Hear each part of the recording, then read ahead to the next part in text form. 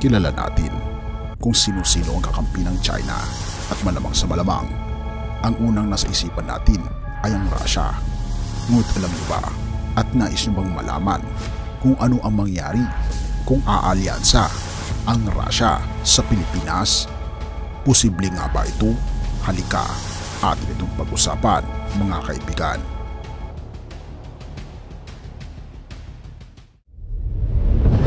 Ito ay isang tanong, aalyansa ba ang Pilipinas sa Russia sa isang posibleng tunggalian sa China?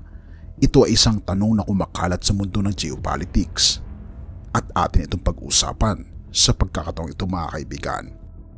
Nasa gitna tayo ng isang nagpapagong global na tanawin kung saan ang mga alyansa ay tulad ng fluid sa mga karagatan. Ang Pilipinas ay isang mahalagang manlalaro sa rehiyon ng Timog Silangang Asya. Ito ay nasa isang natatanging posisyon. Sa gitna ito ng isang lugar na mahalaga sa lohikal na lokasyon, isang hakbang lamang ang layo mula sa Asyanong kontinente at direkta sa harapan ng malawak na karagatang Pasipiko. Ngayon, isama natin ang Russia sa pag-iisip na ito. Isang pandaigdigang kapangyarihan, ang impluensya ng Russia na sumasaklaw sa mga kontinente at ang kanilang mga relasyon ay kasing komplikado kung gaano karami ito. Sa isang banda, may kasaysayan ito ng kooperasyon sa China, isang relasyon na binuo sa loob ng mga dekada. Sa kabilang banda, ipinakita nito ang pagiging handang makipag-ugnay sa mga bansa sa rehiyong Timog Silangang Asya sa pamamagitan ng pagtatatag ng mga bagong alyansa at partnership. Ang Pilipinas sa kanyang bahagi ay nagpapanatili ng isang maingat na balanse.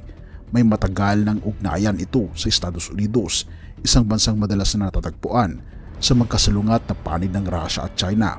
Marahil ang tanong ay hindi kung ano ang mag-aalign sa Russia at sa Pilipinas, kung bakit nila ito gagawin. Isang tanong na maaari lamang sagutin sa pamamagitan ng mas malalim na pagtalakay sa masalimuot na mundo ng geopolitics. At iyon ay isang paglalakbay na may halaga, hindi ba? Bakit mag-aalala ang Russia, isang pandaigdigang superpower, na mag-aalyansa sa Pilipinas sa isang posibleng tunggalian sa China?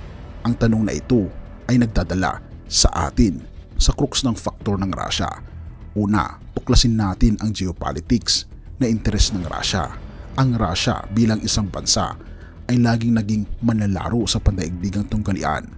Ang kanilang mga interes ay malawak at iba-iba na sumasaklaw mula sa mga mapagkukunan ng enerhiya hanggang sa mga alyansang pampolitika sa rehiyon ng Pasipiko. Naglalayon ang Russia na ipahayag ang kanilang impluensya at kapangyarihan, at ang isang alyansa sa Pilipinas ay maaring magbigay ng isang estratehikong pakinabang sa pagsisikap na ito.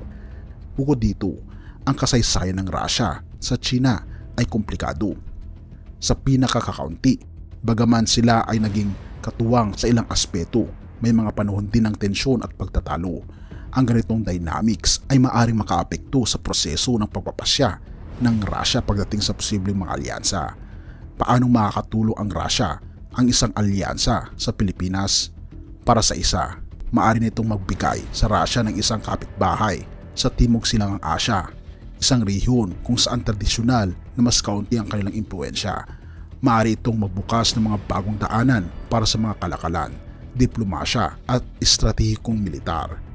Ang isang alyansa ay maaaring mag-alok ng mga pagkakataon para sa pagsasama-sama sa sektor tulad ng teknolohiya, sa depensa at enerhiya na lalo pang magpapalakas sa posisyon ng Russia at sa pandaigdigang tanggulan. Gayunpaman, mahalaga ring tandaan na ang geopolitics ay isang komplikadong laro ng chess na may mga galaw at kontragalaw, mga alyansa at pagtatalo-talo. Ang desisyon ng Russia na mag-alyansa sa Pilipinas ay maapektuhan ang maraming kadahilanan.